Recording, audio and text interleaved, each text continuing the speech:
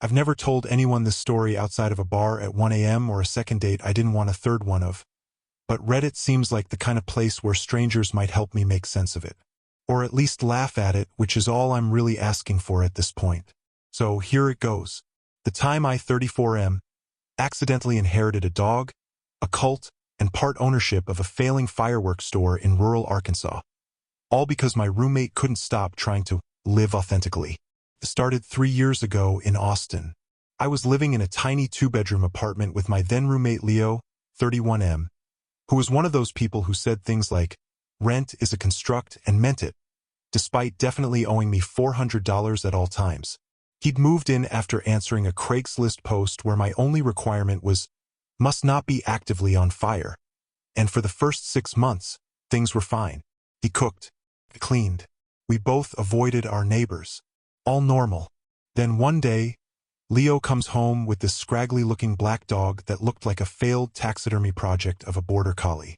He says, "This is Sigmund. I think he's my spirit twin." I said, "Cool. Did your spirit twin come with a leash?" He didn't, of course. He did, however, come with severe abandonment issues and a habit of eating leather shoes exclusively. Leo insisted the dog wasn't ready for structure and needed to deprogram capitalist routines. Sigmund promptly peed on my AirPods case. That was phase 1 of the unraveling. Phase 2 came when Leo told me he was going on a vision quest, which in Leo speak meant, I found a guy on Reddit who owns a yurt in Arkansas and says he channels the consciousness of the Ozarks. He packed one backpack, took Sigmund, and left me a note that said, "Hold my mail and remember that your aura is a river." I assumed I'd never hear from him again. I was wrong. 6 months later, I get a handwritten letter. Not a text, not a call. A letter like it was 1863 and he'd joined the Confederate Postal Service. It was from Leo, and it said he had found truth, was living off-grid, and had no need for numbers anymore, only signs. He also enclosed a Polaroid of himself with a long beard, wearing what looked like a ceremonial bathrobe, next to a wooden sign that read, Freedom Pyrotechnics and Spiritual Center. I laughed. I put the letter in my junk drawer. I moved on. Then 2 weeks ago, I got a call from a lawyer. Apparently, Leo died. I won't go into detail, but the death involved a homemade firework, a bathtub full of rainwater, and what the coroner described as unorthodox positioning. I was listed as his emergency contact, and also, for reasons still unclear to me, the executor of what he described in his will as my earthly assets and vibes. So I drove to Arkansas. The place was something. Imagine a roadside fireworks stand, a burned-down summer camp, and a place where everyone talks like they once knew a guy who dated a Waco survivor. That's Freedom Pyrotechnics and Spiritual Center. I was met at the dirt driveway by a woman named Cloudy, who hugged me for 45 seconds straight and whispered, "You have Leo's eyes." I do not. I have functional glasses and regrets. Cloudy handed me a box labeled High Vibe Essentials, which contained a bunch of notebooks filled with what I think were manifestos but might have been menus. The CD labeled Songs for Ascension, Volume 3. Sigmund, the dog, still alive, still mad. She then explained that per Leo's wishes, I now owned 1. 50% of the fireworks stand. 2. Sigmund. 3. A yurt. 4. An emotional investment in their ongoing community mission, whatever that meant. I told her I lived in an apartment and worked in IT. She said, "So did Jesus, metaphorically." I was too tired to argue. Here's where it gets weird. Apparently, the community is technically a business. Or it was. Leo incorporated it as an LLC/church/nonprofit, Creative Force Incubator. The IRS didn't like that, and now I'm being asked to deal with back taxes, 5 cease and desist letters from the county, and 1 mysterious loan in Bitcoin, backed by emotional labor and good karma. I wanted to walk away. I told Cloudy and the others, yes, others, that I couldn't take this on, that I just wanted to go back to my overpriced apartment, eat something that wasn't fermented, and maybe get a dog that didn't growl at ceiling fans.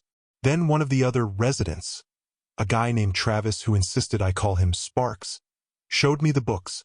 Turns out, despite the chaos, the fireworks stand actually turns a small profit every 4th of July and New Year's Eve.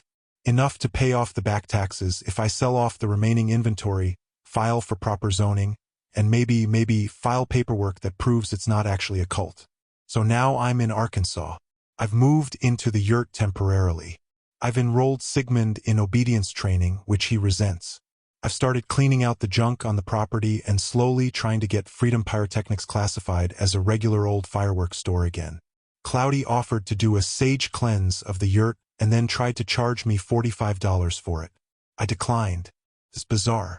It's exhausting. It smells like sulfur and regret.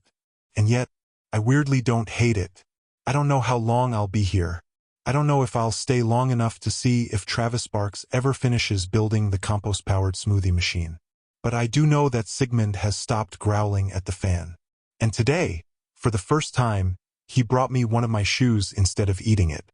So maybe that's something. Anyway, thanks for reading.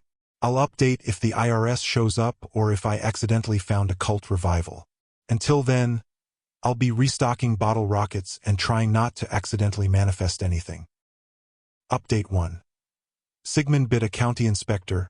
Sparx accidentally set off 200 Roman candles at once, and I may be running the 4th of July festival now.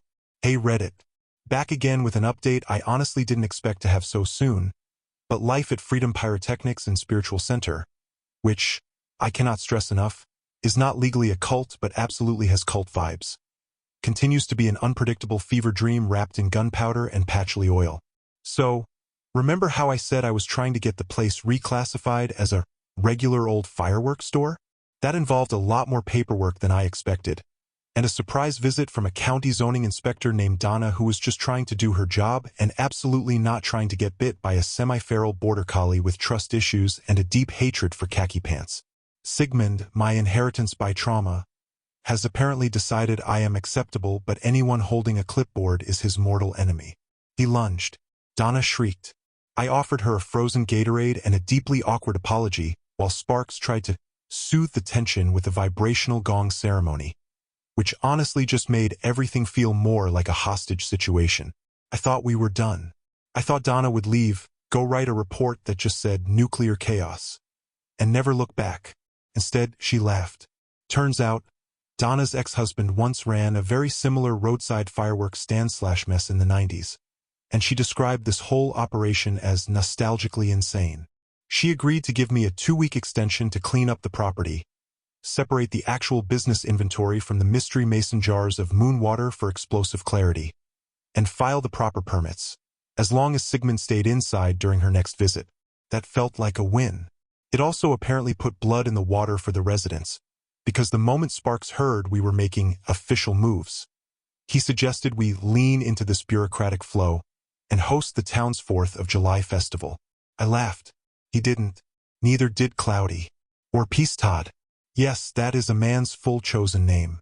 Peace Todd. Apparently, Leo used to do this every year. A big blowout freedom blast with fireworks, vegan chili, and something called Cosmic Interpretive Dance. The town didn't officially endorse it, but they sure didn't stop it either. The mayor's son once DJ'd. A local brewery handed out free samples. Someone broke a foot on a trampoline in 2019. It was a thing, and now they want me to revive it, because I'm the last legal owner of the property, and Leo's final vibe vessel. I need a shower just typing that. I told them I'd think about it. Then I went to the local diner to clear my head, where I was immediately recognized by a waitress named Rhonda who pointed at me and said, "You the firework prophet's cousin or whatever?" Apparently, word travels fast here. While eating a frankly life-changing grilled cheese, Rhonda casually dropped that the town misses the festival, that it brought in business, that people liked the weirdness, that even her dad, who is still mad about losing a finger to a bottle rocket in '84, said it gave the place some soul. So now I'm sitting in a yurt, surrounded by faded, spiritual liberation via Roman candle banners, trying to figure out if I can legally run a fireworks festival without personally exploding, how to politely say no to Cloudy's offer to lead a chakra-aligned opening prayer in a crystal bikini.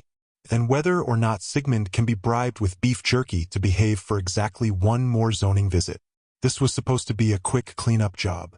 Now I'm designing posters for something called Freedom 2025, negotiating porta-potty rental prices, and researching fireworks safety laws with the frantic energy of someone who definitely didn't plan to be the grand marshal of a small-town pagan-adjacent libertarian holiday festival. Send prayers. Or maybe just noise-canceling headphones. I'll be back soon. Assuming Sparx doesn't accidentally ignite a box of mortars during his daily sun salutation. Stay tuned. Update 2. Freedompalooza is happening, the town council is cautiously on board. Sparx is in a walking boot, and I may have just accidentally hired a clown that only performs in Latin. Alright, Reddit. Buckle in. Things have escalated in a way that only a semi-legal fireworks commune run by me, a rescued burnout dog, and a cast of aggressively off-grid locals could manage. After some intense negotiations, which involved 3 town council members, a pie auction, and Sparx doing a dramatic spoken-word poem titled, "Liberty is a Fuse," Freedompalooza 2025 has been officially approved. Sort of. The town didn't give us a permit so much as a non-interference agreement, which I've learned is code for, "We're not helping, but if you burn it down, it's on you." I can work with that. The local fire marshal, whose name is Big Lou, that's his legal name, short for Luther but no one calls him that, did a walkthrough and gave me a checklist so long it needed a staple. He told me, and I quote, "If one crystal bounces near open flame, I'm shutting this thing down and writing a memoir." He has a personal vendetta against Sparx ever since the Great Incense Incident of 2018, which apparently resulted in Lou getting mild smoke inhalation and joining a drumming circle against his will. I've since created a Sparx-free zone, SFZ, around the fireworks storage area, which he has honored, mostly because he tripped over his own glow-in-the-dark meditation platform last week and is now hobbling around in a walking boot, claiming it's a sign from Mercury.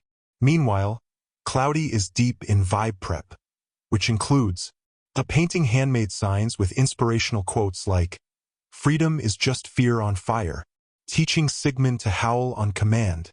It's horrifyingly effective. Brewing kombucha so strong I'm fairly certain it violates state alcohol laws. I've delegated most things.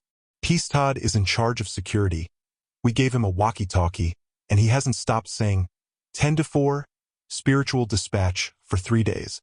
Rhonda from the diner somehow took over concessions and is making something she calls deep-fried enlightenment. I didn't ask what's in it. I fear I know. Then there's the entertainment lineup. We had a solid base of local bands, a DJ from Little Rock who performs exclusively on vintage Game Boys, and a flame dancing duo from Tulsa who requested a goat-friendly dressing room.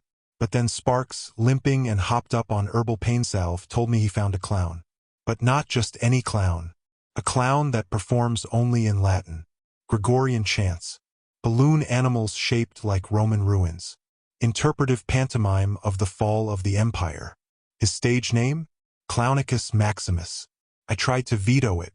I really did. But the man already showed up. On stilts. With a scroll. I think he lives here now. So now the Freedompalooza schedule includes 3 p.m. Mindful trampoline session. 4 p.m.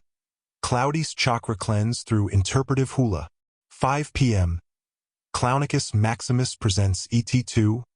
Bozo. 7 p.m. Fireworks safety demonstration led by Big Lou, who is threatened to wear a cape. 9 p.m. Fireworks. Assuming we don't all get shut down first. Sigmund, surprisingly, is thriving. He now wears a little vest labeled Emotional Support Dog, unlicensed, and has stopped biting people. Though he did steal a pack of sparklers and bury them ceremoniously behind the yurt. I'm tired. I smell like gunpowder and essential oils. I've eaten more vegan funnel cake than I thought was possible. But weirdly, this is the most alive I've felt in years. There's something oddly beautiful about watching a group of total misfits come together to throw the weirdest, most over-the-top, semi-legal fireworks festival in rural Arkansas. Anyway, the festival is 2 days away. If I survive it, or at least don't end up in county jail or on a Vice documentary, I'll post an update. Pray for me, or better yet, send a fire extinguisher and some sensible footwear. Update 3: Freedompalooza happened. It was magical, chaotic, borderline illegal, and somehow nobody died. Except maybe Sparx's dignity. Hey Reddit. I'm alive. Sigmund's alive. Big Lou is technically not pressing charges. So we're chalking it all up as a win. Let me take you on a little tour of the most deranged, dazzling, dirt lot festival ever to be held on a half-zoned patch of Arkansas land once described in a government document as not fit for goats or grandmothers. Freedompalooza 2025 began, as all legendary events do, with a disaster. At 10:02 a.m., Cloudy's kombucha kegs exploded in what we're calling the fermentation incident. Turns out, storing live cultures in direct sun while whispering affirmations at them does not stabilize the carbonation. It weaponizes it. One keg launched itself into a vendor tent selling hemp dreamcatchers. No one was hurt, but Peace Todd insisted we declare it a sacred omen. So now there's a dreamcatcher in our fireworks trailer with a dent the shape of a pineapple. By noon, the crowd had tripled. Some were locals. Some were spiritual tourists. One couple drove in from Missouri after seeing a flyer on Facebook promising fireworks and metaphysical liberation. They brought a ferret named Gerald, who wore a tiny denim vest. I'm still not over it. Sigmund? He was a king. Wore his little vest. Worked the crowd. Did not bite a single person, although he did steal a corn dog and retreat under the stage during Clownicus Maximus's set. Speaking of, Clownicus was a hit. I don't know how. I don't know why. But watching a 7-foot man in full Roman regalia mime Julius Caesar's assassination with balloon swords, to a background of Enya remixed with Gregorian chanting, somehow worked. The audience gave him a standing ovation. Sparx cried. I laughed so hard I pulled a muscle. Big Lou showed up at 7 p.m. wearing aviators, cargo shorts, and a homemade fire safety is freedom cape. He did a live demo where he extinguished 5 types of fireworks with 5 different snacks: Pop-Tarts, pickle juice, a burrito, a Capri Sun, and a slush puppy. The crowd cheered. I don't know if it was educational, but it was certainly loud. Then, the main event. I was in charge of the final fireworks display. Me, a man who failed a high school chemistry quiz on things that explode. With help from Sparx, limping dramatically, Cloudy, lighting sage like it was a race, and Rhonda, who surprisingly has a pyro license. Long story. We launched the biggest DIY fireworks show in the county's history. It wasn't perfect. A few rockets went sideways. One Roman candle fizzled and just sat there looking sad. But when the finale hit, 50 mortars launched into the sky while Clownicus did a cartwheel in the background. The crowd screamed. Not in fear. In awe. People hugged. Cried. Someone proposed. Someone else yelled, "This is better than Coachella." It wasn't, but I appreciated the sentiment. We ended the night around the bonfire, roasting marshmallows over legal flame sources and telling stories.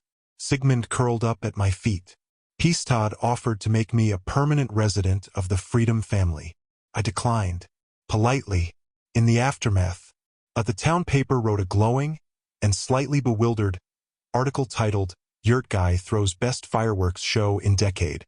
A Big Lou gave me a grudging thumbs up and said, "You didn't explode. That's something." A Sparx tried to launch a Kickstarter for Cosmic Fire Festival 2026. I told him we'd talk after I slept for 14 hours. I'm exhausted. I'm covered in soot. My hands still smell faintly of patchouli and gunpowder. But somehow, this deeply weird, beautiful thing came together.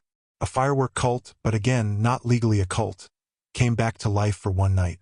And it didn't burn the town down. I think Leo would have loved it. Stay weird, Reddit. I'll post again if I ever escape the yurt. Or if Sparx gets his hands on another fog machine. Update 4. I've been offered a town position. The yurt is now technically a historical landmark, and Clownicus Maximus might be dating the mayor's niece. Well, Reddit, I genuinely thought Freedompalooza 2025 would be a one-and-done, a glorious fireworks-fueled fever dream that faded into local legend and mild property damage reports. But oh no, the universe, in its infinite sense of humor, had other plans. Let's start with Monday morning, post-festival. I was planning to sleep in, maybe scrub the last layer of gunpowder out of my hair, and quietly dissolve back into normalcy. Instead, I woke up to 5 voicemails, 3 banana breads, and a hand-painted note nailed to the yurt door that just said, "Freedom forever." Turns out, the town council met the next day for an informal debrief, which somehow ended with a unanimous vote to create an annual position for Community Experience Facilitator. The description includes event coordination, spiritual neutrality, pyrotechnic awareness, and non-aggressive dog mediation. They offered it to me, with a stipend and health insurance. I'm not kidding. I now have a government-adjacent position in rural Arkansas based solely on my ability to wrangle rogue fireworks, interpret Sparx speak, and survive Cloudy's fermented enlightenment drinks. This is either a redemption arc or a plot twist no one asked for. In other developments, the yurt, yes, that yurt, has now been declared a temporary cultural landmark by the local historical society. Apparently, Rhonda nominated it while drunk on kombucha and nostalgia, citing its deep connection to the town's recent weirdness renaissance. There's a plaque. I didn't approve it. It just appeared. It reads, "Site of the first Freedompalooza revival. Peace was declared. Then fireworks happened. Clownicus Maximus, a.k.a. Greg from Cincinnati, is still here. He's been seen canoodling with the mayor's niece, a 26-year-old Reiki practitioner who teaches goat yoga on weekends. He gave me a handwritten note thanking me for creating space for temporal transcendence, and asked if he could pitch a mime-based retelling of the Revolutionary War next year. I said, sure, man, because at this point, I've stopped resisting the tide. A Sparx is now walking without a limp, but has adopted a staff he found in the woods and calls the stick of vibrational guidance. He taps it 3 times before speaking now. It's not helping, but it is dramatic. Sigmund has his own Instagram. I didn't make it. A 14-year-old from town did, and it's just photos of him looking grumpy next to firework boxes. He has 3,000 followers, and someone sent him a dog cape that says, security. Meanwhile, I've been fielding calls from a nearby town asking if I'd be willing to consult on their festival logistics. I told them I don't do this professionally. They said, exactly. So here I am, a former reluctant heir to a pyrotechnic spiritual commune, now unofficially running a town tradition, babysitting a prophet dog, and Googling things like how to run a safe laser light ceremony without burning a field. I don't know where this ends. Maybe Freedompalooza becomes a legit annual thing. Maybe it implodes next year when Clownicus tries to mime the Boston Tea Party using only glitter cannons. Maybe I finally sell the land and use the money to move somewhere peaceful, like a cave. But until then, I guess I'm the fireworks guy. The accidental guru. The dude in the yurt who somehow made it all work. If Leo can see this from wherever his soul is gallivanting in the cosmos, I hope he's laughing his ghostly butt off. Catch you all next time. Probably from a town council meeting, or a moon circle, or possibly jail, but definitely with more fireworks. Final update. Sparx is running for mayor, Sigmund has a sponsorship deal, and I'm moving out of the yurt. Sort of. Reddit, this is it. The end of the line. The last chapter of what was supposed to be a simple inheritance cleanup and ended up becoming an absurdist Americana novella with fireworks, fermented beverages, and a dog that has more followers than me. Let's start with the biggest headline. Sparx is officially running for mayor. Yes, that's Sparx. The man who once tried to hold a silent rave, using only interpretive ribbon dancing and whale sounds. He filed paperwork last week under the slogan, "Light up the system," and his campaign materials are all printed on recycled tie-dye. His platform, radical compassion, regulated combustion, and municipal drum circles. I am not endorsing him, but I am making popcorn. The local news ran a profile on him and asked me for a quote. I said, he means well, and at least he hasn't set anything on fire in 3 weeks. They used that as the headline. Meanwhile, Sigmund, our resident grumpy rescue dog turned Freedompalooza mascot, has somehow landed a pet snack sponsorship. Some indie treat company saw his Instagram, loved his chaotic uncle energy, and sent us a giant box of freeze-dried yak bits with a contract. He now has a little branded bandana and his own handler when we do public events. Yes, the dog has a handler. I do not. Life is strange. As for me, well, I'm stepping back. The town wants to make Freedompalooza an official event with a board and bylaws and insurance. Insurance. The kind that doesn't come with a waiver scrawled in crayon. They offered me a permanent chair on the planning committee, but I politely declined. I've decided it's time to hand the torch, not literally, to the next wave of yurt-curious chaos enthusiasts. I'm still keeping the land. But the yurt? I'm converting it into an alternative community learning hub. That's what Cloudy's calling it. Realistically, it'll be a freeform mix of drum lessons, fire safety tutorials, and very confused tourists stopping by after reading too much on Facebook. But hey, it's something. I'm moving into a small cabin just outside town, off the grid but with Wi-Fi. Close enough to hear the fireworks when they start, far enough to pretend I have boundaries. Rhonda drops off fried things sometimes. Big Lou pretends not to like me but always waves. Even Clownicus Maximus left me a postcard from a mime conference in Quebec. I've made peace with it all. The weirdness, the yurt, the fire, the ghost of Leo, who probably orchestrated this entire plot from the great beyond with a cosmic smirk. So yeah, this is goodbye. If you ever find yourself in rural Arkansas in early July and hear Gregorian chants over a field of mortars, just follow the sound.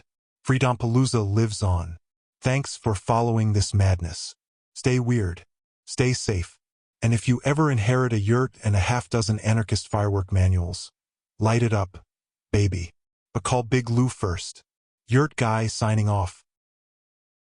Thank you for stepping into another tale with me. Every story unlocks a different world, and I'm glad you were here for the journey. If you enjoyed the story, don't forget to like, share, and subscribe to my stories Unchained, where every ending is just the beginning of another adventure. Until next time, keep your mind open and your heart ready for the next story, Unchained.